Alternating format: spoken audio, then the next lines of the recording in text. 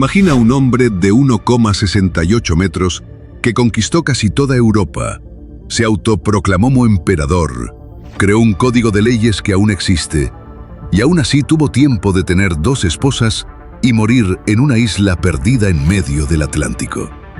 En serio, la vida de Napoleón Bonaparte parece un guión de Netflix, pero realmente sucedió. Y lo mejor, escribió lo mejor de su propia leyenda.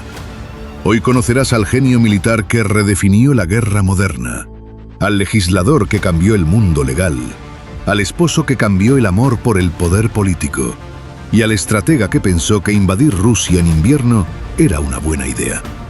Abróchate el cinturón, porque la historia de Napoleón lo tiene todo: gloria, traición, exilios, regresos triunfales y una derrota que llegó al diccionario, literalmente. Has oído hablar de encontrar tu Waterloo, ¿verdad? Para entender a Napoleón es necesario comprender el caos absoluto que reinaba en Francia a finales del siglo XVIII. La Revolución Francesa acababa de guillotinar al rey, a la reina y, básicamente, a cualquier noble que se cruzara en el camino del pueblo rebelde. Era libertad, igualdad y fraternidad, con una generosa dosis de paranoia y terror. Toda Europa estaba en pánico. Las monarquías temblaban pensando: ¿querrá nuestro pueblo también cortarnos la cabeza? Así que formaron coaliciones para aplastar a la Francia revolucionaria. Y es en este escenario de guerra, inestabilidad política y un sinfín de oportunidades donde surge nuestro protagonista, Napoleón Bonaparte. Un ambicioso joven corso, de baja estatura, pero con una autoestima tan grande como la propia Europa. Nacido en 1769 en Córcega, una isla que acababa de ser vendida a Francia como un DLC geográfico, Napoleón no era técnicamente francés de nacimiento, pero no dejó que ese detalle obstaculizara su meteórico ascenso. Educado en academias militares francesas, donde fue objeto de burlas por su acento y origen, Napoleón transformó el resentimiento en combustible. En 1793, a los 24 años, ya comandaba la artillería en el asedio de Tolón y demostraba ser un genio táctico. Francia ansiaba héroes. ¿Y Napoleón? Bueno, ansiaba poder. Era la pareja perfecta. La carrera de Napoleón es básicamente un tutorial sobre cómo alcanzar la cima del poder a toda velocidad. 1796. A los 27 años es nombrado comandante del ejército italiano. Todos esperaban su fracaso. En cambio, aplasta a los austríacos con tácticas nunca antes vistas, velocidad, sorpresa y una arrogancia que desmoralizó a sus enemigos. 1799.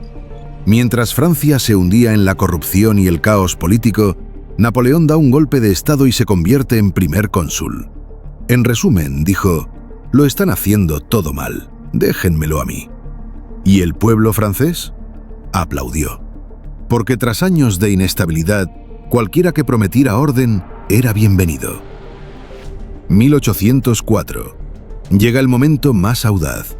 Napoleón se corona emperador de Francia. Y no fue el Papa quien lo coronó. Napoleón tomó la corona y se la colocó. El mensaje era claro: no debo mi poder a nadie, ni siquiera a Dios.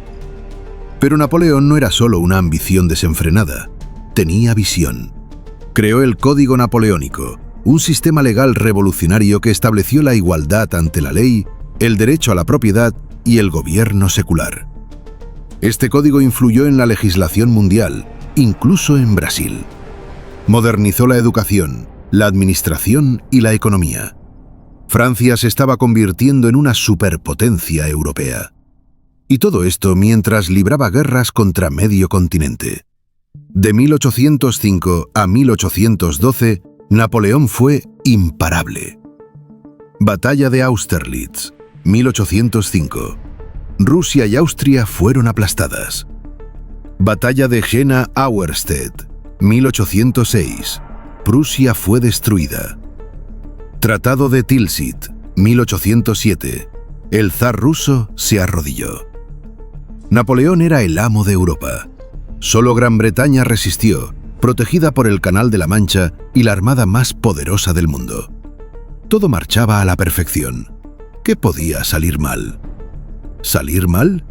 Spoiler, mucho. Ahora hablemos de la vida amorosa de Napoleón.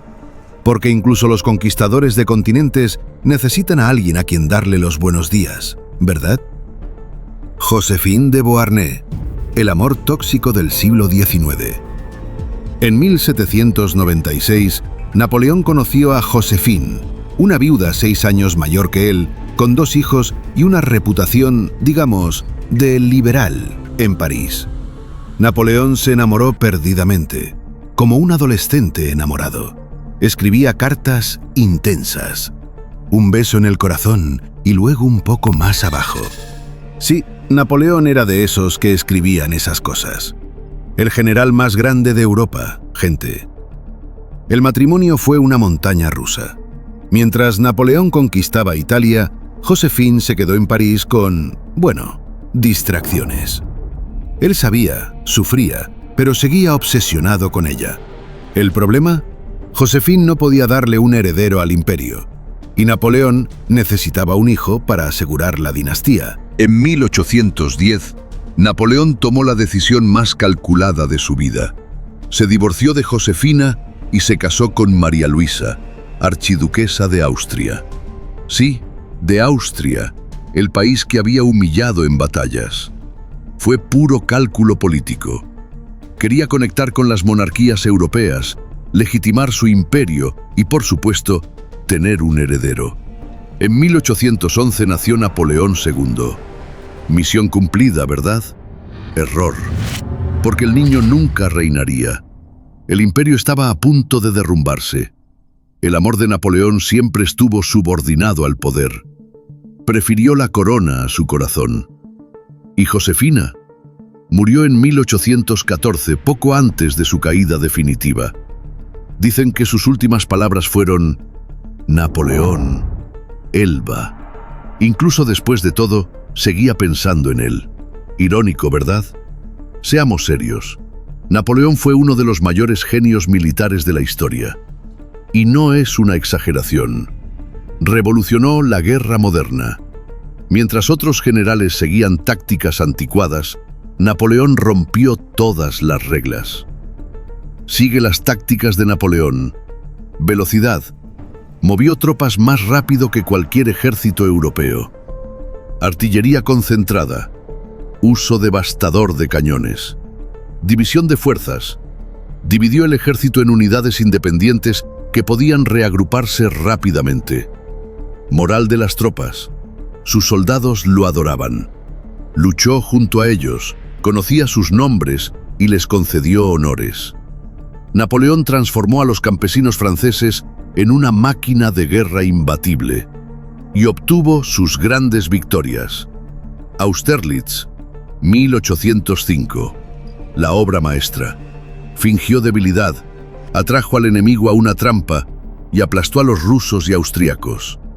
73.000 franceses contra 85.000 enemigos. ¿El resultado? Una victoria devastadora. Esta batalla aún se estudia hoy en día en las academias militares.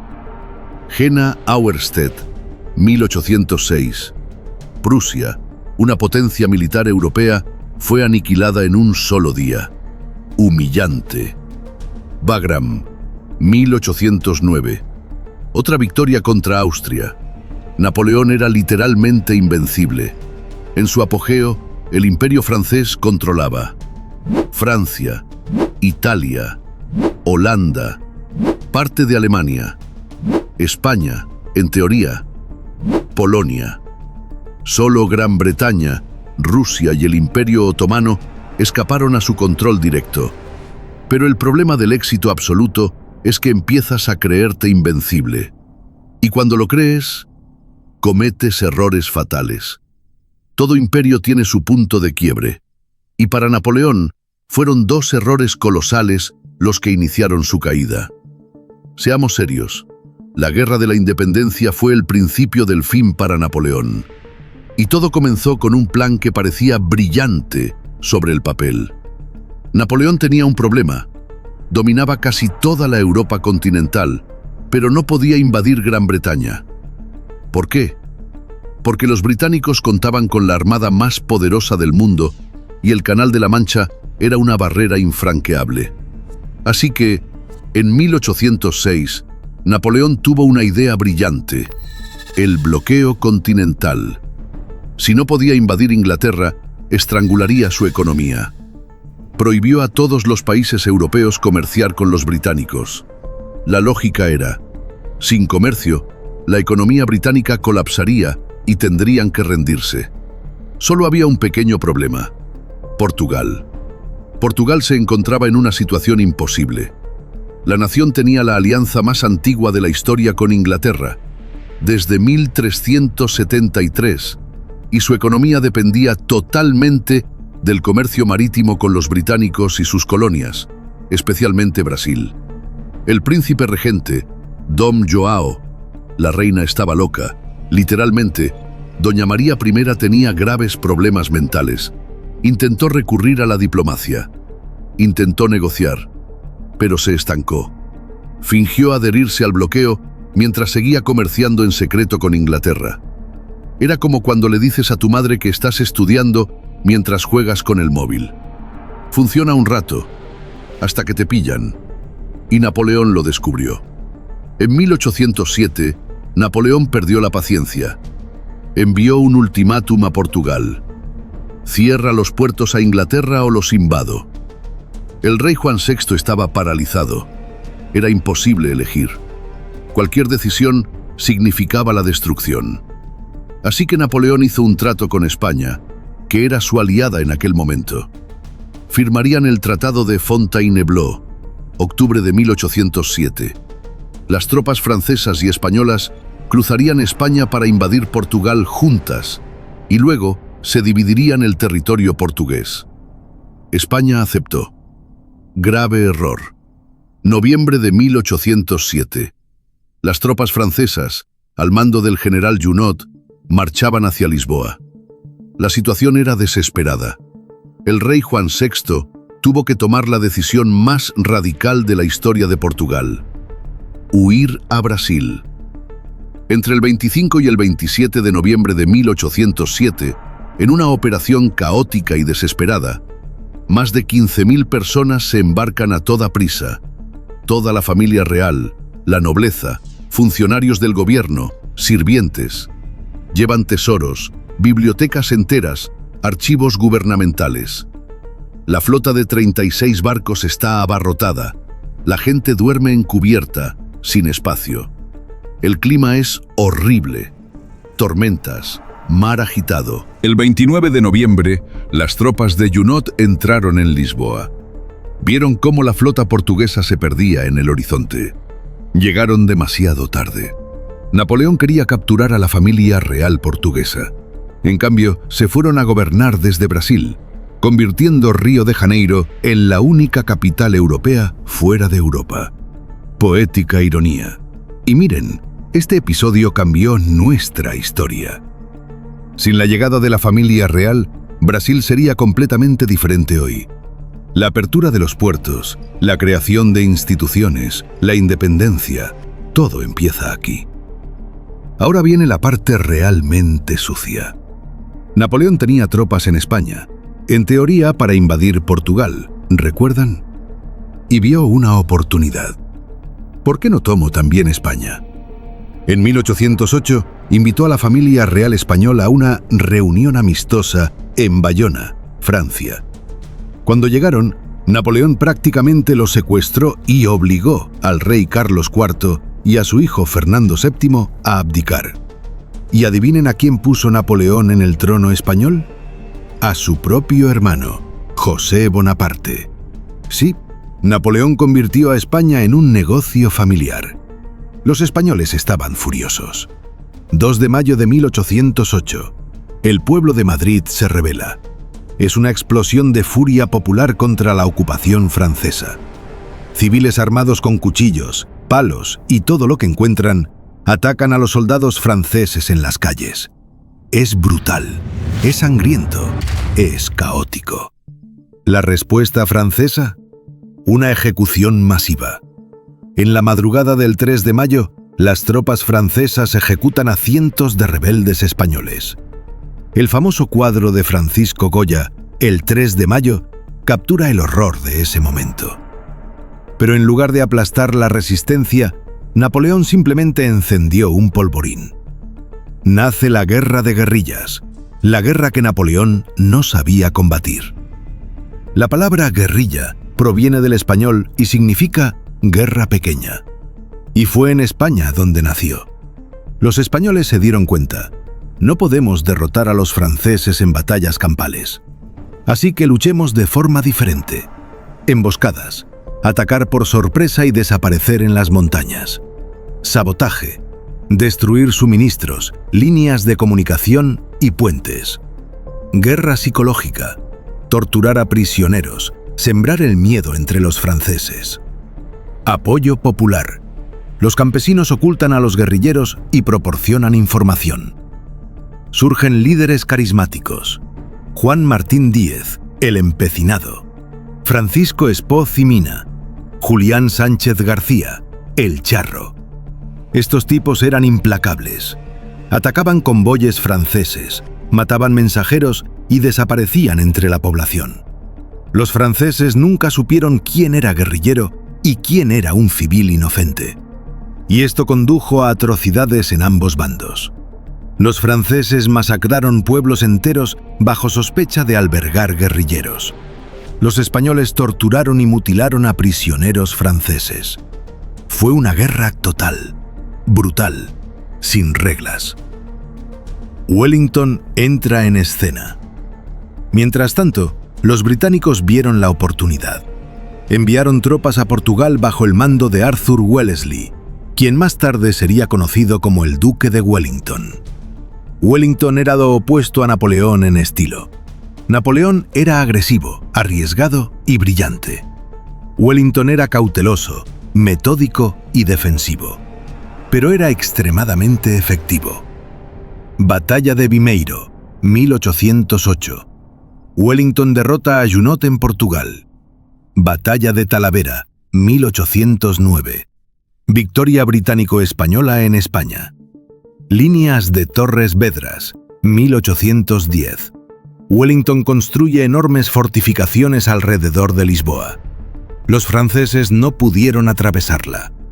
Las líneas de Torres Vedras eran una locura. 152 fuertes, 534 cañones, 50 kilómetros de fortificaciones. Wellington transformó Lisboa en una fortaleza inexpugnable. Durante 6 años, 1808 a 1814, la Guerra de la Independencia fue una constante sangría para Francia. 300.000 soldados franceses quedaron atrapados permanentemente en la península ibérica. Decenas de miles murieron en batallas, emboscadas y enfermedades. Innumerables recursos se desviaron de la guerra principal en Europa Central. Moral destrozada. Los soldados franceses odiaban servir en España. Llamaban a España l'ulcère espagnol, una herida abierta que nunca cicatrizó. Napoleón admitió más tarde: esa maldita guerra española fue la causa de todas mis desgracias.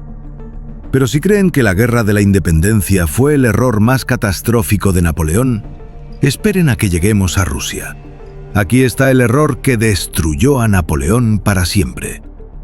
En 1812 decidió invadir Rusia con la Grande Armée, 600.000 soldados, el ejército más grande jamás reunido hasta ese momento. La lógica: obligar al zar Alejandro I a restablecer el bloqueo continental contra Gran Bretaña. La invasión comenzó en junio. Los rusos se retiraron sin librar grandes batallas. Napoleón avanzó, hasta que llegó a Moscú en septiembre. Vacío, quemado por los propios rusos. Estrategia de tierra arrasada, sin dejar nada para el invasor. Napoleón esperó la rendición del zar. El zar nunca llegó. Y entonces llegó el invierno. La Grande Armée inició su retirada en octubre. Y fue un desastre apocalíptico. temperaturas que alcanzaron los -30 grados Celsius, falta de alimentos y suministros, constantes ataques cosacos, enfermedades, congelación, desesperación. Miles de caballos murieron sin transporte para la artillería y los suministros. Soldados abandonaron las armas para evitar morir congelados. De 600.000 soldados, solo 100.000 regresaron con vida. Fue uno de los peores desastres militares de la historia. Los enemigos de Napoleón se dieron cuenta de su debilidad. Se formó una nueva coalición. 1813. Batalla de Leipzig. Batalla de las Naciones. Derrota decisiva. Napoleón es expulsado de Alemania. ¿Y recuerdan la Guerra de la Independencia? En 1813, Wellington finalmente expulsó a los franceses de España e invadió Francia desde el sur. Napoleón sufría ataques por todos lados. 1814. Cae París. Napoleón se ve obligado a abdicar y es exiliado a la isla de Elba, en el Mediterráneo. Pensarías que la historia termina aquí, ¿verdad? No. Menos de un año después, en marzo de 1815, Napoleón escapa de Elba, desembarca en Francia y marcha a París. El rey Luis XVIII, que había regresado al poder, envía tropas para arrestarlo. Pero cuando los soldados ven a Napoleón, se unen a él. Napoleón recupera el poder sin disparar un solo tiro. Es el regreso más épico de la historia, pero solo dura 100 días. 18 de junio de 1815. Batalla de Waterloo. Napoleón se enfrenta al duque de Wellington, sí, el mismo de la Guerra de la Independencia, y al general prusiano Blücher. Es una batalla brutal y equilibrada, hasta que llegan los prusianos como refuerzos. Napoleón es derrotado, definitivamente. Esta vez no hay escapatoria. Los británicos lo exilian a Santa Helena, una isla remota en medio del Atlántico Sur. Imposible escapar. Allí, Napoleón pasa los últimos 6 años de su vida dictando memorias, quejándose del clima y reflexionando sobre su caída. 5 de mayo de 1821. Napoleón muere. Oficialmente de cáncer de estómago. Pero las teorías de envenenamiento persisten hasta el día de hoy. El hombre que casi conquistó Europa murió solo, en una isla perdida, a los 51 años. Entonces, ¿qué hacemos con Napoleón? ¿Héroe? ¿Villano? ¿Genio? ¿Tirano? La respuesta es todo eso. Consulte el legado de Napoleón. Legado legal.